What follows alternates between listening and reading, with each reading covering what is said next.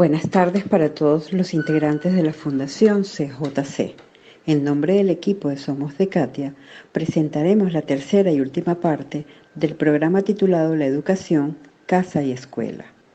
Hoy vamos a hablar de la universidad, sus profesores y el rol de la mujer en la sociedad. Cabe destacar que por ser el mes de la mujer, tenemos como invitada especial a nuestra amiga Marilis Ramos, quien desde su óptica nos hablará de su trayectoria profesional. Esperamos sea de su agrado y como siempre contamos con sus valiosos comentarios al finalizar el programa.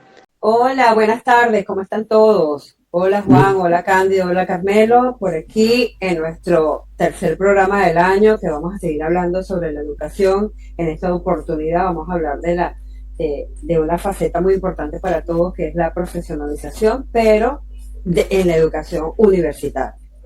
Nuestro amigo Cándido va a iniciar esta parte muy emocionante. Muy buenas tardes a todos los que están sintonizando. Saludos a mis compañeros de este panel, a Juan Alcides Escalona Alvarado, Carmencita de Quiastre y don Carmelo Torres y Agudo. Pero vamos a empezar vamos a hablar de la educación universitaria y me corresponde a mí hablar de lo que es la historia de nuestra alma mater, la Universidad Central de Venezuela, que fue fundada en 1721. 1721. En ese tiempo, Venezuela, que era para España un terreno o un territorio de segunda, porque no sabían todavía la inmensa riqueza aurífera y de minerales en general, lo tenían como una productora de productos agrícolas y de cueros. Bueno, en ese tiempo había ya en un colegio, se llamaba Seminario Santa Rosa de Lima, y el rey de España, Felipe V, elevó al estatus de Real y Pontificia Universidad de Caracas, a lo que conocemos hoy como la Universidad Central. Esta universidad estaba ubicada y todavía estaba ese edificio en pie en la esquina entre la Ceiba de San Francisco, exacto.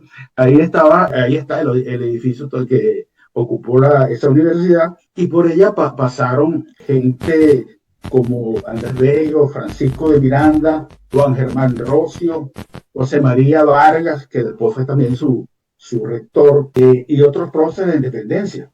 En 1899 se produjo la Revolución Libertadora y con ello la toma del poder de los caudillos andinos, entre ellos Cipriano Castro, Juan Vicente Gómez y otros tantos que eran gente de a caballo y caudillos de su zona, a todos los estudiantes de la universidad que eran de alguna manera una posible o una factible oposición a su régimen, lo llevaron preso o lo mandaron al exilio. Esto, bueno, entre los exiliados están Leopoldo Villalba, Miguel Otero Silva, Rómulo Betancourt, todo ese grupo que llamaban la generación del 28, que posteriormente, al pasar el tiempo, fueron los que detentaron el gobierno, el poder, mejor dicho, el poder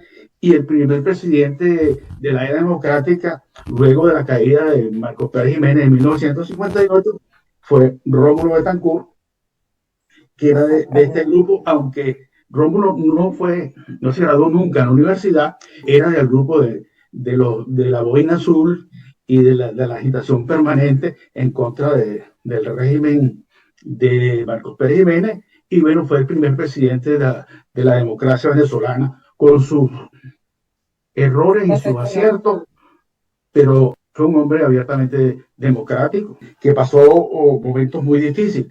Y la universidad, en ese tiempo, la Universidad Central, los estudiantes de la Universidad Central hacían oposición de muchas formas al gobierno de Rómulo Betancourt. Una de las causas era que entre los líderes universitarios había muchos militantes de la izquierda de Acción Democrática que se formaron en el grupo bueno, el partido que denominaron MIR, Movimiento de Izquierda Revolucionaria, y el Partido Comunista, que eran los más férreos opositores al régimen de Rómulo Betancourt, al punto que se formaron una guerrilla sobre todo en las partes de Lara, en los Umbucaros y en otros sitios montañosos del país, con la idea de repetir una experiencia cubana que es lo que llamaron el foquismo. Es decir, que un foco insurreccional podía crecer de tal manera y tener el apoyo de la gente hasta derrocar el gobierno que estuviese en ese momento en el poder. Bueno, entonces este problema se hizo muy fuerte y en Venezuela no se cuentan los muertos de parte y parte que hubo en esos enfrentamientos entre las fuerzas gubernamentales y la gente de los partidos de izquierda. Una cosa muy importante que creo yo que se me ha pasado y puedo señalarlo, que es que en 1937 el rector Antonio José Castillo propuso y comenzó a trabajar para una recuperación y modernización y la creación de la ciudad universitaria, que es la que conocemos y que fue desarrollada por un genio de la arquitectura, que fue Carlos Raúl Villanueva. Carlos Raúl Villanueva, amigo de muchos artistas de Europa y de Estados Unidos, etcétera, etcétera, les pidió a sus amigos que lo ayudaran y comenzaron a hacer esta ciudad universitaria que lamentablemente el tiempo la ha tratado mal y la falta de mantenimiento aún peor, pero que es una joya considerada por la ONU como una construcción valiosa y reconocida por su arte, la obra de arte que circunscriben a la universidad. Hay una cosa que también hay que tomar en cuenta, que entre 1958 y 1970 surge la Universidad Nacional Experimental y la organización de un sistema basado en la ley de universidades que se introdujo y se aprobó en el año 70. Esto permitió que surgieran nuevas universidades, la Universidad de Carabobo, la Universidad de los Andes, la Universidad del Zulia, y además de eso, colegios universitarios que de alguna manera complementaban la universidad, porque no todos podían acceder a las universidades, y optaron por carreras cortas que le permitieran estar en un trabajo productivo para beneficiarse y beneficiar a sus familiares. Y entonces el sistema de universidades promovió eso, la Santa María, la Rafael Urdaneta, la Universidad Pedagógica Libertador, de donde es Carmelo Chao, la Monte Ávila, y en 2010, oigan esto, se crea la Universidad Militar Bolivariana, que es lo que nosotros conocemos hoy como la Universidad Bolivariana, que es donde han surgido una serie de profesionales de cuestionable formación. Entre comillas. Sí, bueno, sí, son profesionales que tienen su diploma, pero la formación, sí, esa formación, no digo entre comillas, es una deformación. Y bueno, sí, entonces el estudiante de hoy tiene muy pocas posibilidades de entrar a una universidad que le produzca conocimiento suficiente como para entrar al campo de trabajo con ventaja sobre otros. Por ejemplo, en mi tiempo, cuando alguien decía egresado de la Universidad Central de Venezuela, no digo, esto ahorita va a Marte. En cambio, decía, no, egresado de de la Universidad Politécnica de Petare. Entonces, había voy a decir, como dicen ahora, el empoderamiento de los egresados universitarios de universidades nacionales, la ULA, la Luz, la Central, que tenían mayor posibilidad que otras universidades, porque tenían el prestigio ganado con la formación de gente que realmente tenía toda un background y una preparación para enfrentar las misiones que le hubiesen sido conferidas. Entonces, bueno, más o menos a esta altura de la educación estamos actualmente. Y bueno, es por eso que entonces yo le paso la palabra a otros compañeros que quieran intervenir sobre este tema, que sin duda es para todos muy importante e interesante, porque en ello puede ir el futuro de los hijos o de los nietos. Carmelillo, tú que eres el moderador. Bueno, sí, cómo no. Siguiendo en el hilo de la conversación de Cándido, y me corresponde a mí hablar sobre los profesores de las universidades, algo que no es fácil, y yo voy a intentar hacerlo desde mi perspectiva. Cándido hablaba muy bien del prestigio de las universidades. El prestigio de las universidades se gana a través de lo que llaman la docencia, la investigación y la extensión, ¿verdad?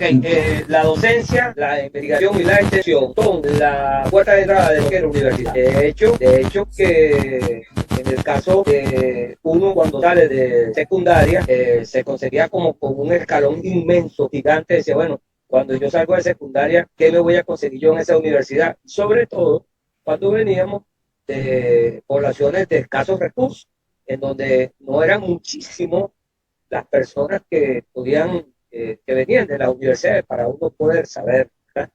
Y entonces, bueno, por buena fortuna para nosotros, esos muchachos de Katia, en aquel entonces éramos muy asiduos críticos de la televisión en blanco y negro y de esas conversaciones que tenían que ver con lo político, y nos dio a nosotros como una especie de amalgama de conocimiento para saber ubicarnos en un contexto de esa época.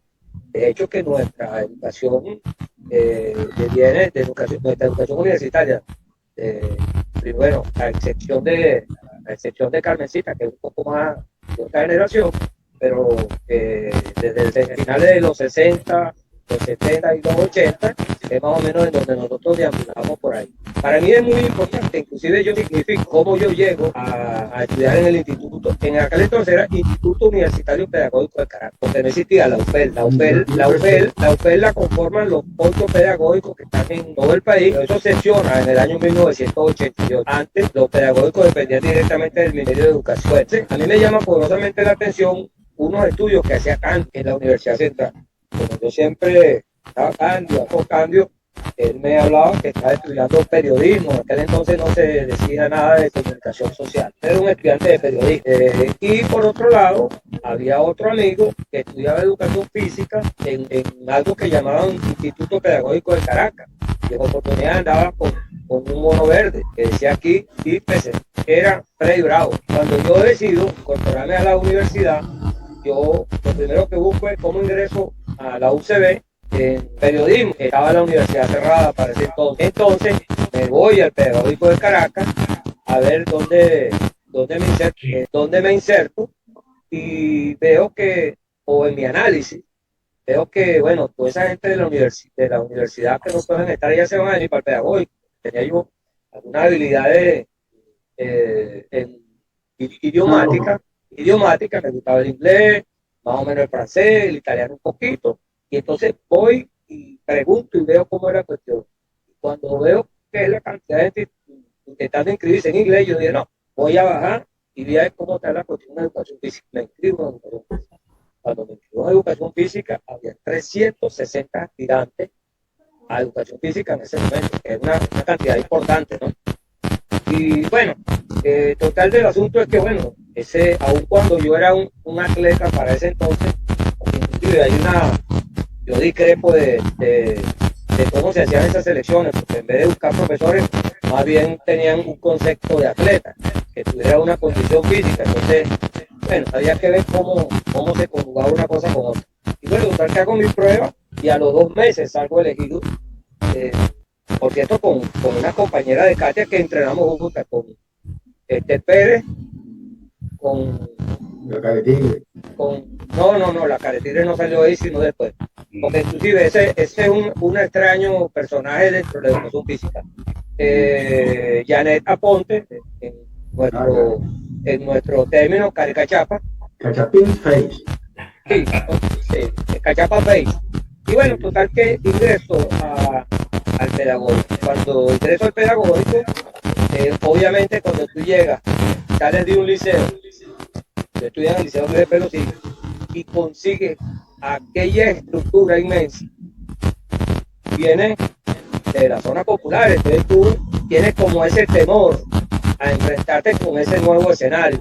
Por buena fortuna, Alcide y Carmen, sí, nosotros teníamos unas herramientas importantes que nos dio la INCA, que nos dio el background de los campamentos, que es eso que tenemos nosotros, habilidad verbal, habilidad comunicacional. Y por otra parte, nosotros teníamos lectura, y cuando, independientemente que tuviéramos esa fragilidad, pues sentirnos que coño, vengo de Katia, poquitico, inclusive con el profesor, uno de los profesores de allá que nos recibió.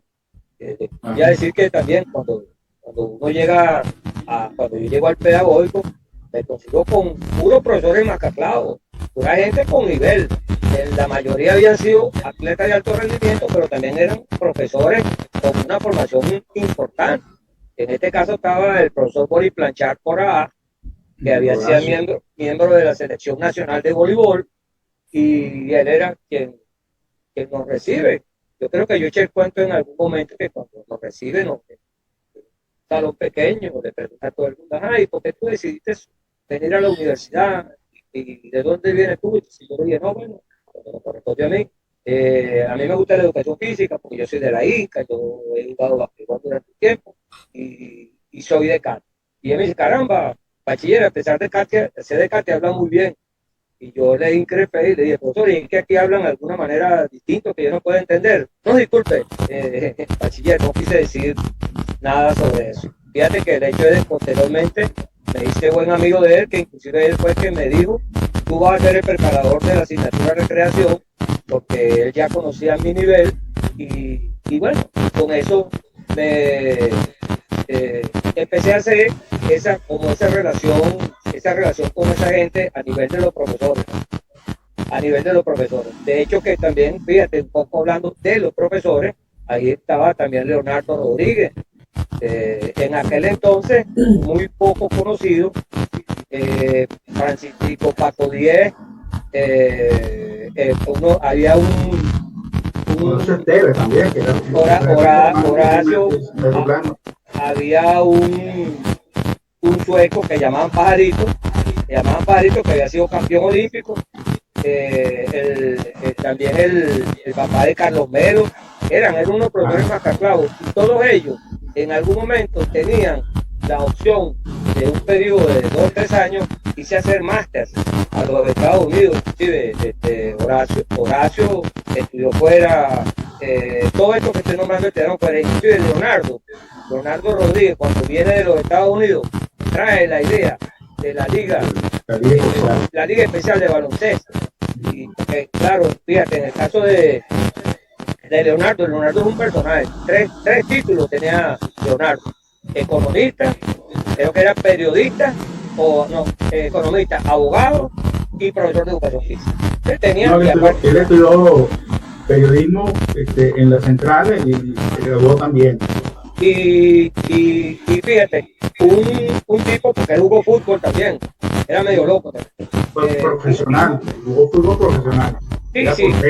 Sí, y entonces cuando tú te consigues con estas personas que tienen como una amalgama de conocimientos relacionados con eso que te atrapa, y entonces tú vas allá y tú dices, bueno, wow, esto sí que está bueno.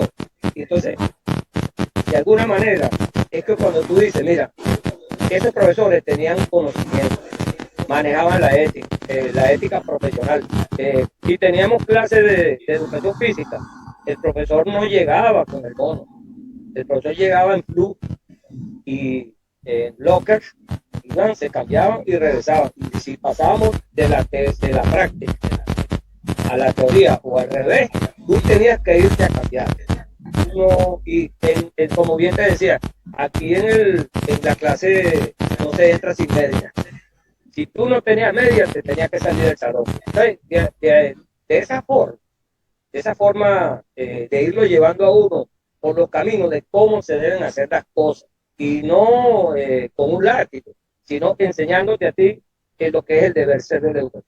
Por eso cuando tú dices que hay vocación, y por eso estamos haciendo nosotros esto, porque nosotros tenemos vocación de servir a la sociedad. ¿Qué sentido tiene para algunos que nosotros, que cada quien está, tú en Argentina, ustedes por allá en el viejo continente de Miami, y yo pendiente de grabar una cosa para que alguien nos oiga o no nos quiera oír?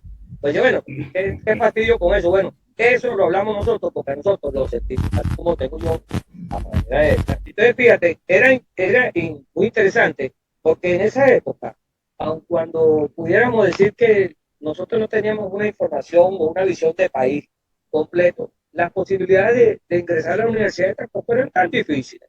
Porque, por ejemplo, en mi casa, todo el que quiso estudiar, estudió. Bueno, lo único de repente que mis hermanos hacia atrás no siguieron, pero Miguel se graduó en la UCB, mi primo Jorge se graduó en la UCB, mi Yamilé se graduó en la UCB, y así un gentío se graduó. Entonces, las posibilidades de estudio y salir, como lo dijo Cándido en su introducción, con una formación que te permitiera un desempeño en el área laboral y que fuese un buen ciudadano, eso era lo que había que dejar a la gente con un sentido crítico y que le posibilitara engancharse, insertarse en la sociedad como un ente productivo. Les paso el testigo a Juan Alcides de Carona Alvarado. Sí, me toca hablar un poquito de petróleo, pero quisiera hacer algunas cuestiones puntuales de lo que dijo el amigo Cándido. Mira, el impacto que ha tenido la universidad, y digo el impacto desde el punto de vista de la historia, porque cuando Cándido narraba lo de la generación del 28 parte también la historia, porque estamos hablando de ese grupo de jóvenes en un promedio de 20 años, y al final de cuentas, para esa época había cerca de 252 estudiantes en la universidad, y los 252 estudiantes, bueno, por supuesto, había los líderes y estaban tratando de reactivar lo que era la Federación Venezolana de Estudiantes de esa época. Entonces, bueno, se estaban tratando de organizar. Pero fíjate cómo salen las cosas, que se organiza y viene la Semana del Estudiante. Y cuando se viene la Semana del Estudiante, pero organizan un acto exclusivamente para la Semana del Estudiante, pero que coincidía con el carnaval. Y bueno, y ahí van a coronar a Beatriz Puna, que era la reina, Beatriz Peña se llamaba ella. Y resulta que eso se convierte más bien en un acto político, una cuestión asombrosa para la época, porque lo que era Gómez, estaban acostumbrados a los caudillos y a las montoneras, y este es un grupo de estudiantes que de pronto, cuando le dan el discurso a la reina del carnaval, que se lo da Pío Tamayo, oye, un discurso incendiario, al final de cuentas, detrás de un poema que él escribe. Entonces, él hablaba, como dice la franela de Carmelo, hablaba de Venezuela y hablaba de la libertad de Venezuela. Entonces, bueno, con cuestiones ahí disfrazadas, y por supuesto, ahí estaban los espías del régimen. Pero aparte de eso, Rómulo Betancourt en el Teatro Rivoli también da un discurso, pero bien incendiario. Y por otro lado, mira, un tribuno de esos de sección como Jovito Villalba le lanza otro discurso. Y por otro lado, hay otro que llega y había una placa donde estaba el nombre de Juan Vicente Gómez, y la placa la quiebran. Entonces, claro, al principio yo decía, bueno, esto era una cuestión de unos muchachos y tal, pero no trataron de darle importancia a la cosa, pero ellos dijeron, no, aquí está pasando algo, y es cuando viene lo que dice Cándido, la detención, primero de los líderes. Entonces se llevan a Rómulo Betancourt, se llevan a Jovito Villalba, Y Miguel Otero Silva lo narra, pero muy bien en la parte, en su novela Fiebre, narra todos esos acontecimientos. Y aparte de eso, que tenían un tremendo lema, que era, ajá, ajá, saca la pata, la ajá. Ese era el grito, como el grito de guerra, ¿no? Me costaba mucho en los campamentos. Y resulta pero tú sabes que ese grito de guerra tenía que ver con que Gómez era cojo. Y era una forma de burlarse de la cojera de Gómez. Claro, y entonces, claro, eso era un insulto. Un bailecito con el cuento de los pies. Entonces, eso, como Gómez lo decía, a mí no me molesta la descarga, lo que me jode es el versito. Porque el versito, como tiene esa musicalidad, le queda más a la gente y la gente lo va repitiendo y se va extendiendo aquel mensaje que quieren dar en unas palabras que más bien son risibles ahora.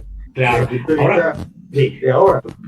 Sí. Ahora fíjate que con esa burla y esa cuestión, bueno, indudablemente, esta gente va preso y el que rompió la lámina que estaba ahí también preso todito. Pero hubo una reacción que no se esperaron. Fue que cuando ellos los llevan a la rotunda, los estudiantes, se van 214 estudiantes y salen de su casa a entregarse voluntariamente. Dice, no, pero es que nosotros también participamos. Sí, entonces, oye, el gobierno está, oye, esto nunca había pasado. Entonces, bueno, Gómez sí dijo, no quieren estudiar. Pues, claro, entonces ya como conclusión, fíjate, lo que quería reflejar es el impacto de lo que han sido los estudiantes dentro de lo que es la historia de Venezuela. Y eso hace precisamente que de ahí, fíjate que la mayoría de ellos, que eran líderes estudiantiles, al final de cuentas, son gente que participó en la historia de Venezuela, porque Raúl León, que corona a la reina, al final fue presidente de la República de Venezuela. Rómulo Villalba, varias veces presidente de la República de Venezuela. Jovito llegó también, bueno, Jovito no le reconocieron así, entonces gente bueno, y por la parte de las letras, Miguel Otero Silva, por un lado, una serie de gente, y a nivel tanto económico como social y político, estuvieron mezclados en todo eso. Puedes ver esa importancia, pero claro, después lo voy a unir con la parte de petróleo, porque Cándido también habló de Villanueva, y en la parte del Zulia también tenemos a Villanueva. Perdón que le interrumpa en este pedacito, pero la importancia de lo que se está hablando acá tiene que ver la formación universitaria, esa claridad y esa instrucción que le daban a esos muchachos de 18, 20 años, que le abrían el pensamiento para discernir de lo que era bueno y lo que era malo, lo que tenía que ver la unidad en un determinado momento. Porque lo importante es que te den las luces, y la claridad para vencer la sombra, y no que te den el discurso para que tú hables y digas lo que otro diga que tú tienes que decir. Hay una cosa que quisiera también tocar, que es algo que se llama el mayo francés, que también influyó mucho en la universidad y en los pensas de la universidad. Bueno, mira, retomando lo que habíamos dejado y había dicho como conclusión de la importancia del estudiantado en la parte de lo que es la historia. Pero bueno, como a mí me corresponde la parte de petróleo, me voy a ir imagínense, para el año 1891. 1891 es cuando se crea la Universidad del Zulia, y estaba el amigo Raimundo Andueza, estaba en la presidencia de la República. Pero Raimundo Andueza Palacios. Exactamente. Pero fíjate que sucedió un hecho bien importante, que la universidad comienza a funcionar, y resulta que en el año 1904 ya había entrado el Cabito con lo que llamaron la invasión de los andinos, y habían tumbado a Andrade. Y resulta que en 1904 cierran la Universidad del Zulia.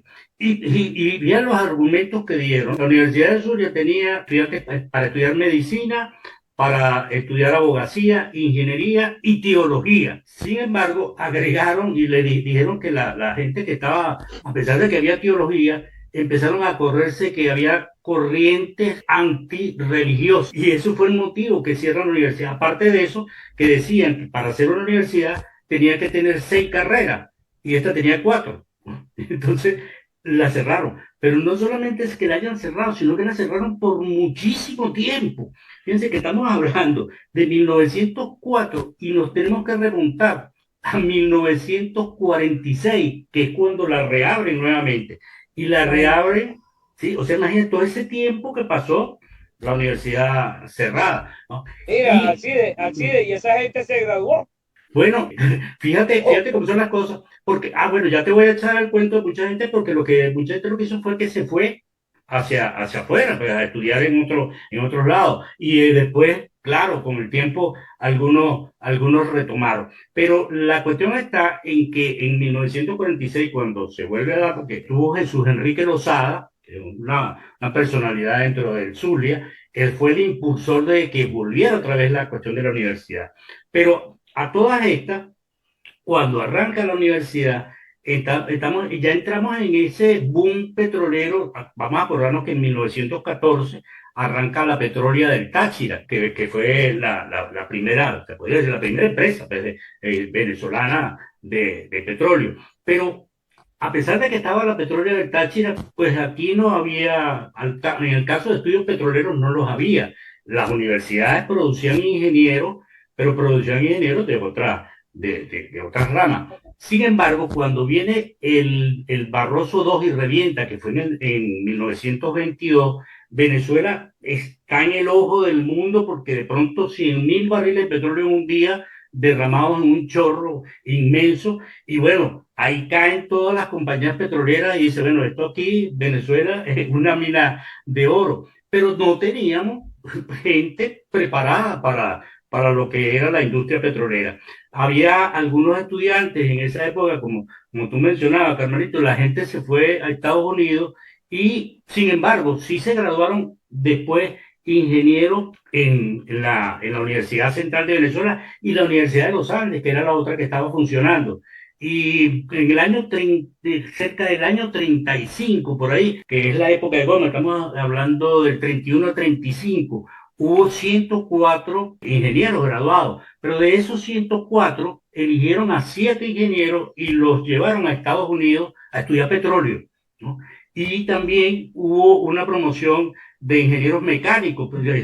Ahí fueron 5 ingenieros mecánicos que también los llevaron y dentro de ellos había una mujer, una de las primeras mujeres que se graduó de ingeniero mecánico, Federica, algo así. Pero la cuestión está en que, fíjate, hubo ese limbo, pero hubo un personaje. Yo me recuerdo mucho que uno admiraba mucho a los profesores de la Universidad del Zulia porque había una cuestión. El profesor de la Universidad del Zulia era la mayoría, yo creo que estaba hablando de casi el 99%, era gente que trabajaba en la industria petrolera. O sea, tenían esa cuestión de la experiencia y, por decirte algo, a mí me dio clase Luis Justi. O sea, tú sabes a dónde llega Justi,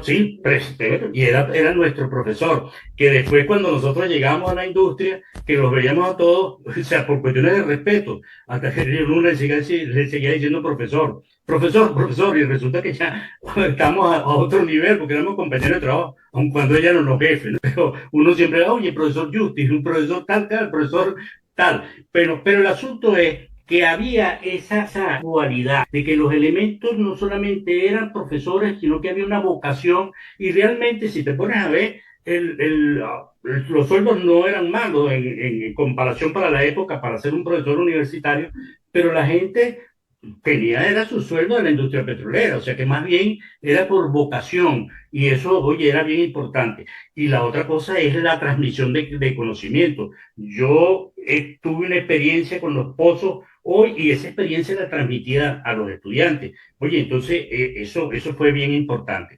Pero la otra cosa importante es que después de esto hubo un personaje que era un profesor ya mayor, y resulta que, como dije, uno miraba a esos profesores que estaban dentro de la industria, pero este profesor mayor daba unas materias que para nosotros eran electivas y daba redacción de informe.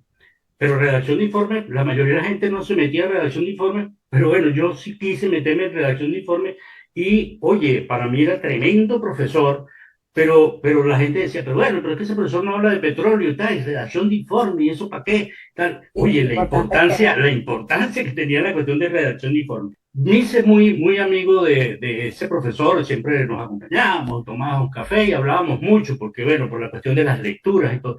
Pero al final, cuando yo averiguo la historia de este profesor, resulta que él fue el primer director de la Escuela de Petróleo, el profesor Efraín Barbieri.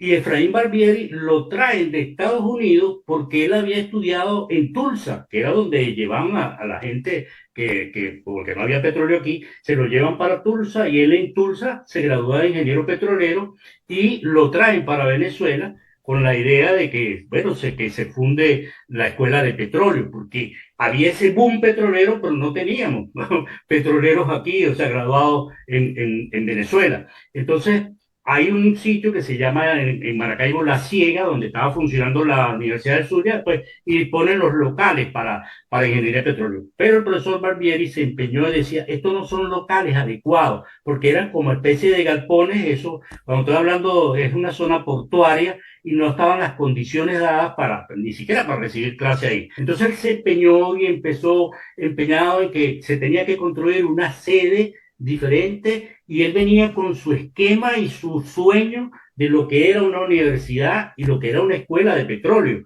en Tulsa. Y entonces resulta que, bueno, el tanto empeño que al fin le hacen caso y se deciden en el gobierno de Pérez Jiménez a construir. Estamos hablando del año, empieza la escuela de petróleo en el año 52, pero en el 56 es que realmente se construye la escuela de petróleo y se construye ¿por quién? Por un personaje que, como dijo Cándido, Villanueva. Villanueva lo contratan para hacer y llevan los planos y todo lo que es la construcción de lo que es la Universidad del Zulia completa y específicamente esa parte de petróleo. Pero a pesar de que Villanueva cuando llega con los planos, que para esa época eso lo hacía el MOP, el Ministerio de Obras Públicas.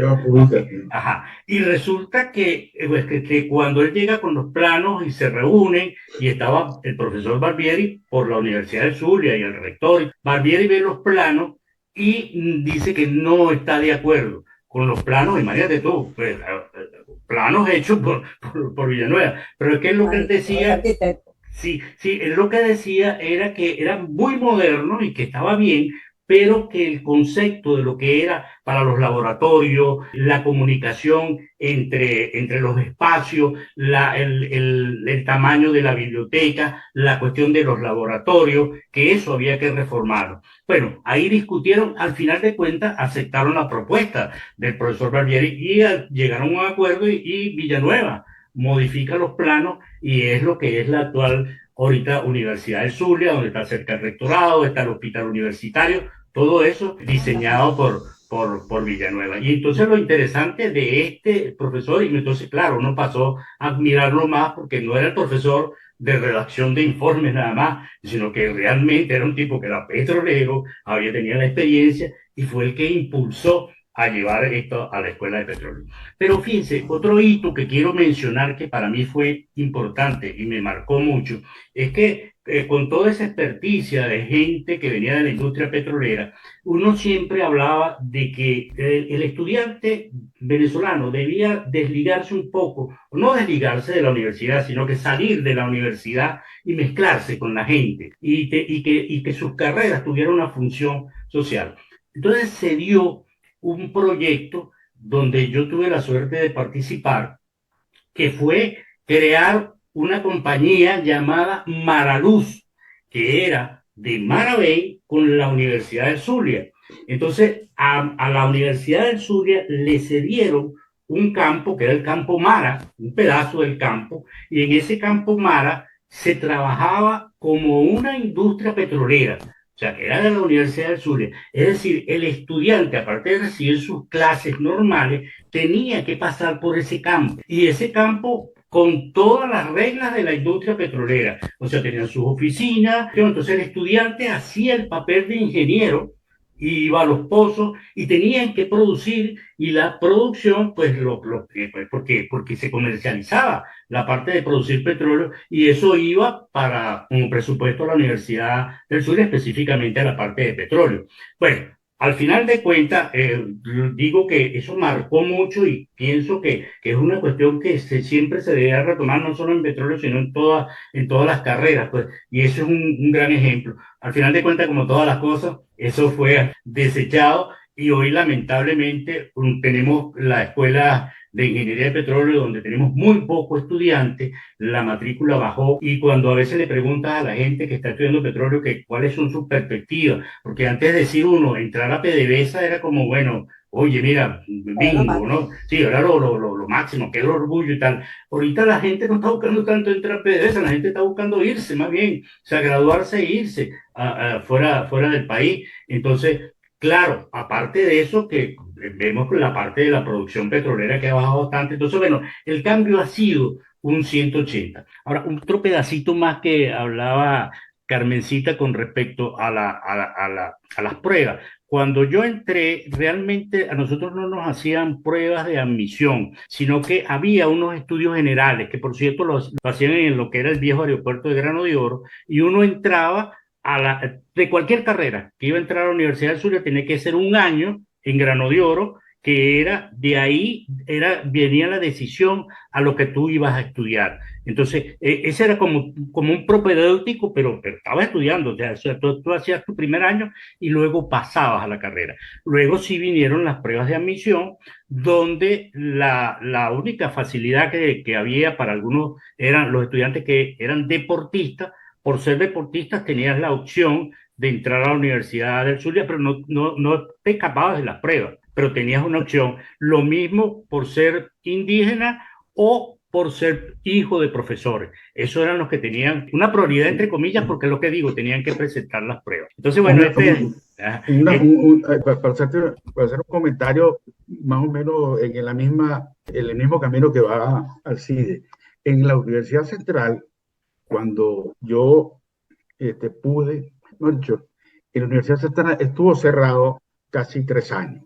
Esos 3 años, bueno, yo no pude entrar ni estudiar ni nada por el estilo, y nadie, era el tiempo de Rómulo Betancourt. Había bueno, el problema político de gente que que dormía y vivía y era guerrillero, etcétera, etcétera, en la universidad. Bueno, ese lapso yo no pude estudiar. Entonces, cuando reabren la universidad, yo estoy trabajando, entonces se me enreda el papagayo, tenía que decidir si estudiaba o si trabajaba. Bueno, yo tenía un dinero ahorrado que me dijo, bueno, yo con esto yo me aguanto mientras estudio. Y bueno, y lo hice, y la persona que me ayudó a ponerme al día en la universidad, a llenar la planilla que debía, a pagar el dinero que debía, etcétera, fue un amigo de la vereda, también conocido por Carmelo, que era su cuñado, por cierto, llamado Ramón Hernández, Monche, decíamos nosotros, porque Monche ya había comenzado a estudiar y sabía por dónde se batía el cobre, y bueno, al llegar, pasa por aquí, vete por aquí, sí, por aquí es OVE, por aquí tal. OVE era la Organización de Bienestar Estudiantil, que ahí uno sacaba el carnet de la biblioteca, ese tipo de cosas, sí. OVE, Organización de Bienestar Estudiantil. Entonces, bueno, ahí Monche me ayudó en todo eso, y ahí fue que cuando pude entrar a la carrera. Pero otra cosa adicional fue que, pensando que los universitarios de la UCB eran demasiado revoltosos, hubo esparcieron la universidad por toda Caracas. Y a mí me tocó, junto con la Escuela de Educación, casi por Petare. Wow, bien lejos. Sí, muy lejos. Entonces, el autobús se tomaba en la Plaza Venezuela, pero un autobús gratis, y todo el mundo estaba como que era como Caimán en Bosque Caño, que todo el mundo cuando llegaba el autobús se metía por la ventana y aquella vaina. Y hubo un cambio, unas manifestaciones y un cambio de autoridades universitarias. Y a partir de ese cambio se produjo en la universidad algo llamado la renovación universitaria. Esa renovación universitaria tenía mucho que ver con el Mayo francés, que se produjo en 1968, porque unos estudiantes de la Sorbona se plantearon que lo que estaban estudiando no estaba acorde con los tiempos que vivían, que la separación entre el estudiantado y la gente común, por decirle de alguna manera, era muy grande. Y eso también pasaba en la central. En la central la gente, también llamámoslo la gente común, entraba a la Universidad Central, era porque tenían que ir al hospital universitario. Pero nada, ahí se hacían presentaciones de artistas internacionales, nacionales, exposiciones, pero lo que era solamente para los estudiantes. Y eso estaba abierto a todo el mundo, pero la gente no pensaba que era como un atrevimiento, casi un pecado que fueran a entrar a la universidad, porque no se sentían parte de ese conglomerado. Cuando el conglomerado lo que quería era eso, atraer a la gente que compartiera con ellos, que se informara, despertar la chispa por la educación, por la formación y el disfrute también, porque además el arte difuminado en toda la universidad, Jean Art, Mateo Manaure, claro. El Orfeón Universitario, que fue muy el Orfeón Universitario, el mejor del país. Y bueno, la gente no disfrutaba de eso porque no sabía que podía o tenía ellos la creencia que no podían. Y bueno, eso, hasta que yo salí, nunca se logró esa vinculación de gente o pueblo, por decirlo de alguna manera que suena así un poco chavistoide, el pueblo. No, sí, el común de la gente no tenía la gana, la intención o el querer disfrutar de cosas porque yo no la conocía. Eso lo pasa yo creo que a mucha gente, porque cuando tú no conoces algo, más bien te retiras porque piensas que te puede hacer daño. Y en la universidad lo que querían era favorecer a la gente y vincularse al sector popular, que nunca se ha podido lograr, no sé si ahora, creo que tampoco, creo que menos. Bueno, si tiene otra aportación, don Carmelo, que es el... Bueno, mira, yo pienso que en el caso particular y viéndolo desde una óptica general, agradecerle a ese proceso democrático de las universidades o de la casa de estudio, porque inclusive nosotros mismos nos debemos a eso, ¿verdad? Que aun cuando es probable que mucha gente no tenía la posibilidad inmediata, pero también un poco por el desconocimiento de lo que tú dices, Cándido, porque había como que una disociación entre esa casa de estudio y el conocimiento que tenía la gente del público de cómo eso funcionaba y que tú podías ir allá a una cosa, a otra, e inclusive yo hice cuando me rasparon matemática, creo que de tercer año, estudié en la escuela de educación allá con un profesor Kaiser y nos dieron clases de reparación y el Kaiser, que era de origen indio, nos daba clases de matemática, química y física. Y entonces, si la gente no conocía que eso funcionaba, ¿cómo iba a ir para allá? Y eso era gratuito, Cándido. Gratuito, y era gratuito. Entonces, ¿qué ocurre? El problema... No había internet en aquella época. Sí, no, que va. El problema... Era difícil Oye, la comunicación. porque es que el problema tiene que ver con la información y entonces abrir la oportunidad, lo que ocurre hoy con las redes sociales, que tú te enteras de todo, ¿verdad? Porque, y si se quiere, bueno, nuestras madres, mi abuela era analfabeta, mi mamá solamente tercer grado. Entonces, ahí es donde entro yo a hablar sobre el rol de la mujer. Claro, claro. Entonces, ¿de qué manera pudiera? Ellos estaban trabajando y procurando darnos a nosotros esa posibilidad de poder salir como el ave de Fénix e ir a esos espacios para formarnos, ¿verdad? Y somos nosotros los interlocutores válidos. Y claro, digo nosotros que somos como parte del ejemplo, porque luego, igualito como Jesús Vallenilla, Miguelito, entonces, si hablamos de la zona, todas estas personas de las veredas que lograron hacerse de un título técnico o ir al INSE, porque no solamente estamos entendiendo que la educación tiene que ser específicamente universitario, magíster, no, la formación, porque si se quiere también el INSE, que también lo acabaron con la Universidad del Sur y la Central y las universidades, el INSE transformaba a una gente, sobre todo en el área de informática, en el área técnica, en el área de pintura, de metalúrgica, que no tenía nada que envidiarle a una universidad. Entonces, de alguna manera, nosotros, yo digo en nombre de mis compañeros, agradecidos, porque la democracia, con mole, nos dio la posibilidad de formarnos como personas, como profesionales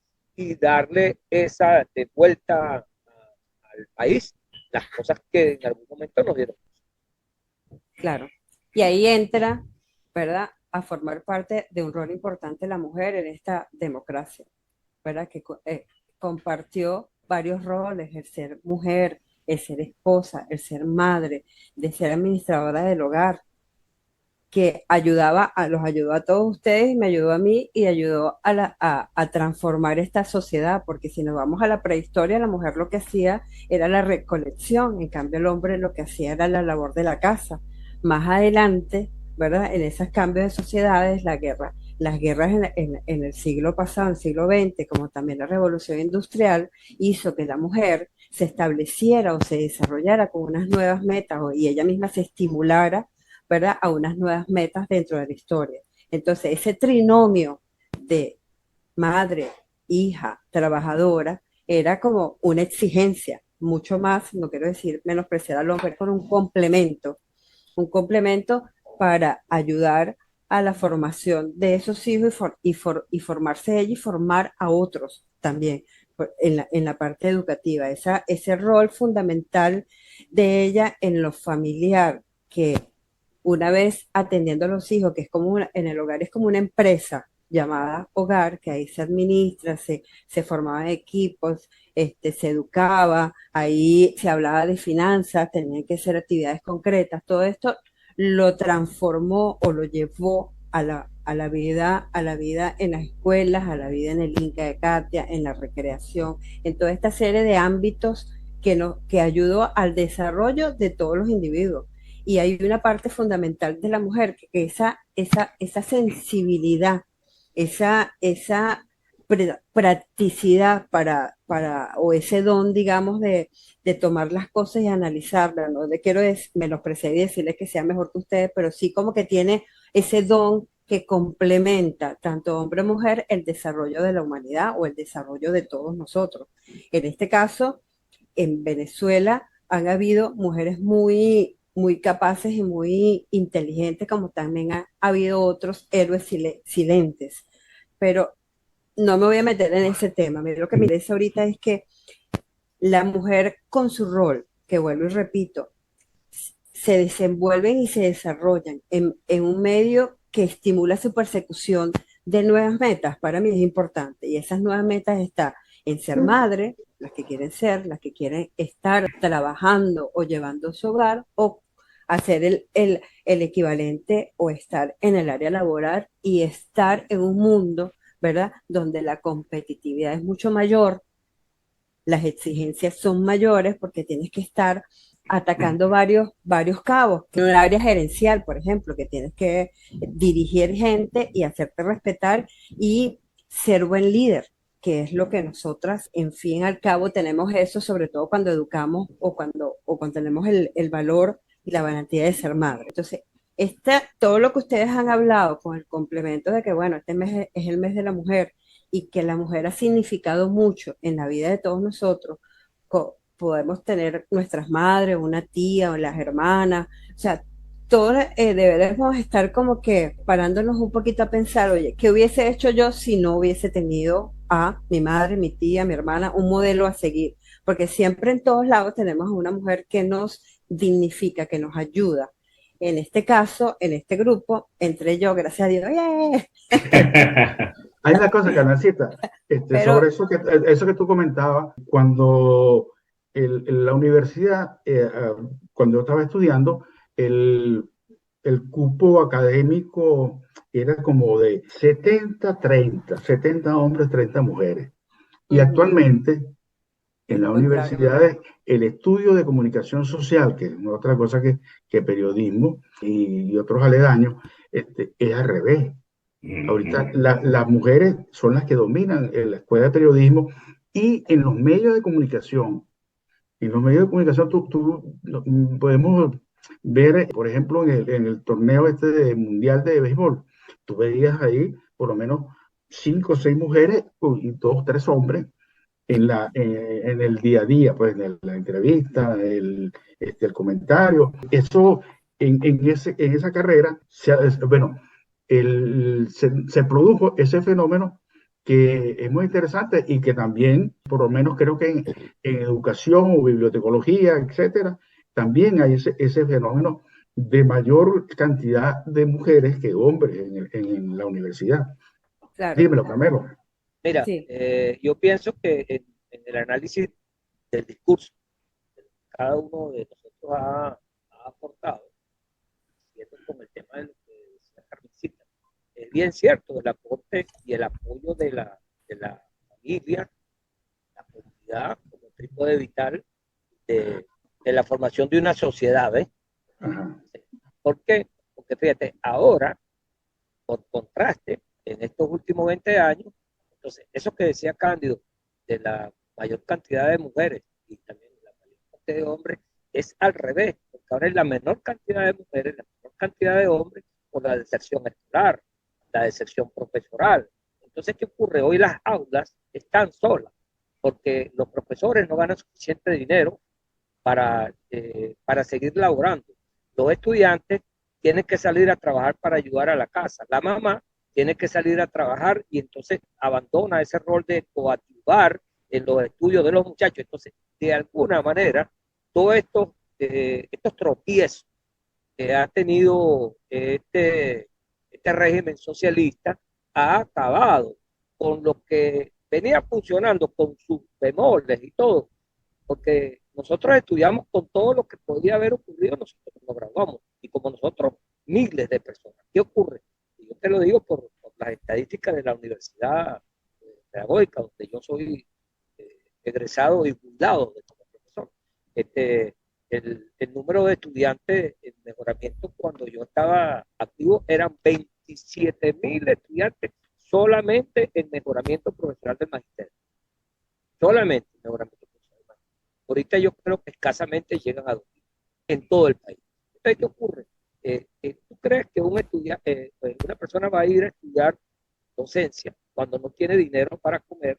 Mejor ir a vender empanadas y la tasa de retorno le va a permitir comerse las empanadas que le sobran e ir a comprar cosas. Entonces, Y tener una ganancia también. Entonces, cuando tú ves de una manera global, completa, todo lo que nos está ocurriendo, obvio y lógicamente no habrán ingenieros petroleros, obvio y lógicamente no habrán mujeres como tú, Carmencita, egresada y graduada, no habrán periodistas, no habrán profesores, porque se ha acabado con la educación, no solamente universitaria, sino con la educación desde la base hasta el... Es que el cambio de los roles en la sociedad no hay punto de comparación con lo de antes y lo de ahora, porque ahora, si nos vamos a ver esto, tú dentro de 20 años en Venezuela tú dirás, bueno, voy a ir al médico y resulta que el muchacho que se está formando quiere ser bluetuber, youtuber, todo lo que tenga que ver con tuber quieren hacer, pero estudiar una carrera universitaria la han abandonado, pues bueno, son 5 años de carrera, es un esfuerzo, o sea, no tienen dinero inmediato para resolver ciertas cosas porque el consumismo los tiene muy atrapados, ¿no? También añado que para esta parte de este segmento de la mujer invité a una amiga del grupo que se llama Marilis Ramos y ahora le vamos a colocar un video para que ella va a hablar allí sobre su trayectoria profesional como mujer dentro de un mundo de hombres. Amarilis, en la calle Quinta. Es correcto. Sí, señor. Yo creo que como ya estamos en tiempo, Sí. pudiéramos ir cerrando. Yo Sí. como moderador, vamos a darle la palabra a Cándido para que dé su palabra de cierre, desde su óptica, de lo que hemos conversado y de cuál es su opinión. Mira, a mí me parece que esta conversación ha sido muy interesante, estas dos conversaciones, porque hemos hecho ya 2 programas sobre este mismo tema. Este es el tercero. el tercero, sí, el tercero sobre este mismo tema de la educación y todavía nos faltaría por lo menos tres más para completarla porque es un tema muy rico y muy preocupante, sobre todo en la situación Actualidad. actual. Sí, porque el futuro del país. Pensemos nosotros, ya no en nosotros, pues ya nosotros estamos de salida, sino en el futuro del país. ¿Con qué va a contar Venezuela para que desarrollarse y lograr lo que siempre se ha aspirado, que es ser un país desarrollado?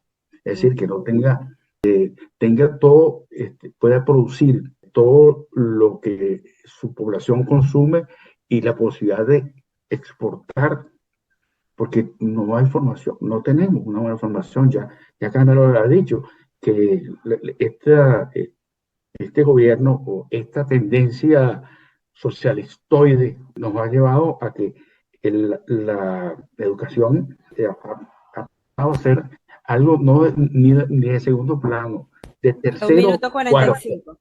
Sí, entonces este es tiempo que la gente reflexione y vea la oportunidad que tiene para hacer de nuestro país algo Un mejor país. totalmente diferente a los de ahora. Por lo menos. No voy a decir que mejor o peor, sino totalmente diferente a los de ahora. Que haya la posibilidad de que los muchachos vayan a la escuela, al liceo y a la universidad y decidan el rumbo que deben tomar ellos y también el país. Por mí, bueno, muchas gracias a todos. Ha sido muy Muchas interesante esta gracias. conversación. Y bueno, Nos Alcides, vemos dime. pronto. Sí, sí, no, rápidamente yo como conclusión diría que lo que tenemos que pensar en función de lo que nos viene, porque el país realmente hay que reconstruirlo y vamos a reconstruirlo. Una de las cosas que yo siempre he dicho, vamos hacia el futuro y tenemos que utilizar la tecnología y buscar la creatividad para que realmente el país se enrumbe. Carmencita. Bueno, ha sido un placer para mí para haber acompañado sobre este tema tan enriquecedor. Nos vemos pronto. Gracias a la audiencia. Chao. ¿Tú, Carmelo? Bueno, no me queda más nada que agradecer el tiempo de cada uno de ustedes, el tiempo de nosotros, en términos general, para compartir un tema que toca a cualquiera que nos oiga. Bueno, mira, terminamos hace poquito nuestra grabación completa con nuestro compañero Carmelo y Cándido y que quisimos dar un especial con el permiso de ellos. Y cuando decimos especial porque queremos hablar de la mujer y ya Carmencita había hablado algo sobre la mujer. Pero yo quería concretar un poco más, Carmencita. Por ejemplo, una de las cosas que yo te preguntaría a ti sería, ¿qué significa la mujer en nuestra sociedad? Estamos hablando de la educación, pero bueno, lo vamos a tratar de empatar. Esa es la pregunta, Carmencita. Bueno, las mujeres de hoy en día se desenvuelven y se desarrollan en un medio que estimula la persecución de nuevas metas. Esas nuevas metas es todos los días en sus actividades, tanto en el hogar como en la parte laboral. En esta sociedad actual, basada en una estructura de parentesco flexible, mujer y hombre, que tenemos, digamos, las mismas condiciones y, digamos, la misma preparación, es como un binomio perfecto para la estructura del hogar. Entonces, pero la mujer que se ha insertado mucho en la sociedad y en la parte laboral, siglo pasado, siglo XX, producto de la revolución industrial y también producto de las distintas guerras que obligaron a la mujer a salir a trabajar. Pero también hay otra parte.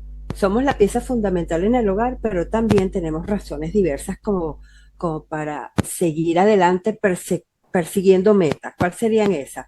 La libertad, la independencia económica, la valorización individual, la motivación, ese recupero de una carrera o de una actividad postergada. Yo por lo menos me casé, tuve 2 hijos y culminé luego los estudios universitarios, porque era una meta que yo quería. Pero para llevar a cabo todo esto es un apoyo que debemos tener con la pareja, con la familia, hablar mucho sobre el rol que nosotros queremos desempeñar en la sociedad, porque es como un trinomio, ¿no?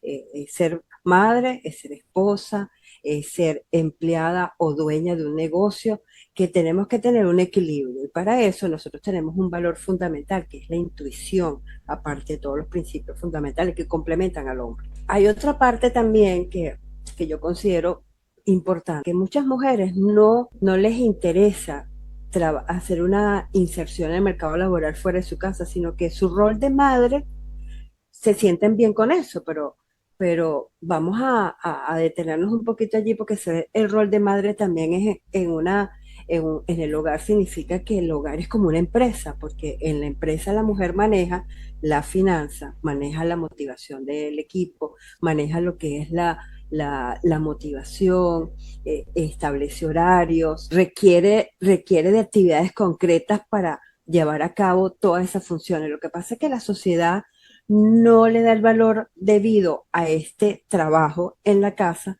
porque piensa que es una obligación de la mujer por el hecho de ser mujer y es una tarea no remunerada, pero sin embargo es muy importante porque yo pienso que el hogar es como una empresa. La otra parte es que las mujeres se debaten mucho cuando trabajamos fuera y tenemos como un sentido de culpa de que es el poco tiempo que pasamos en familia, ¿verdad?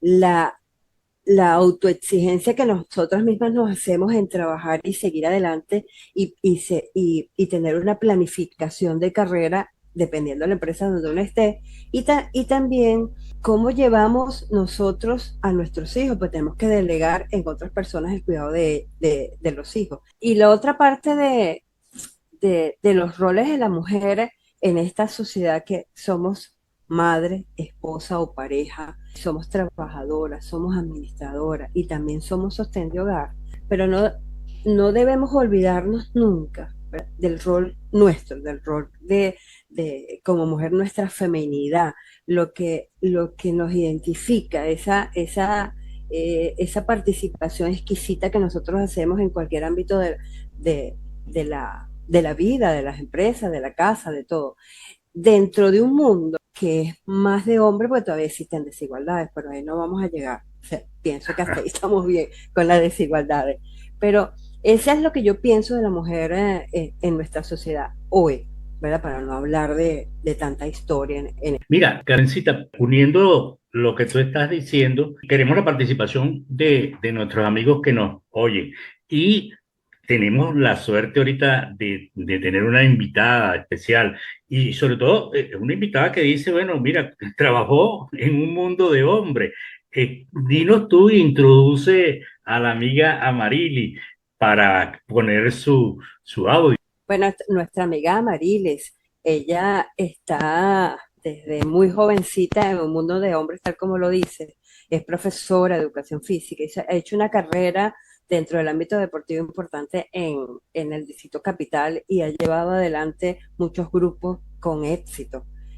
Ha sido una mujer emprendedora con mucho carácter para estar dentro de ese mundo tan diverso, ¿no? Bueno, bienvenida, Marilis. Sí, entonces vamos a dejarle la palabra a Marilyn. Hola, mi nombre es Amarilis Ramos. Vengo a hablarles desde mi experiencia como mujer y profesional, de cómo ha sido la importancia de la educación en mi vida, pues en que he logrado a través de mi educación y de mi vida profesional.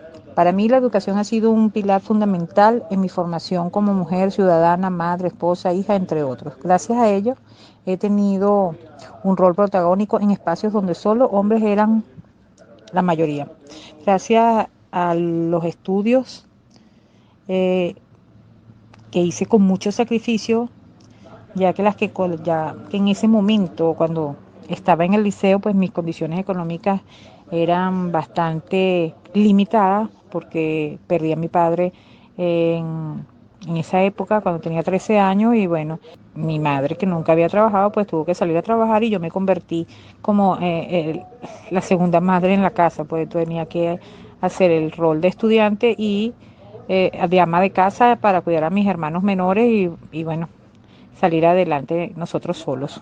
Luego, con la ayuda de mi familia, de otros familiares y de unos amigos excelentes que teníamos de la casa, pues logré terminar el bachillerato y me propuse que quería estudiar en el Pedagógico de Caracas o en la universidad porque me gustaba ser independiente completamente para poder ayudar a mi familia también, pues. Y comencé a estudiar en el Pedagógico de Caracas educación física, donde, bueno, la culminé exitosamente y pues en ese tiempo empecé a trabajar en un colegio privado, después en el Ministerio de Educación y bueno, estuve por más de, para ver, 18 años trabajando en el liceo y de allí, bueno, empecé a destacarme en otras áreas. Gracias a mis estudios, bueno, de allí también empecé a hacer un posgrado en Administración del Deporte en el Pedagógico de Caracas.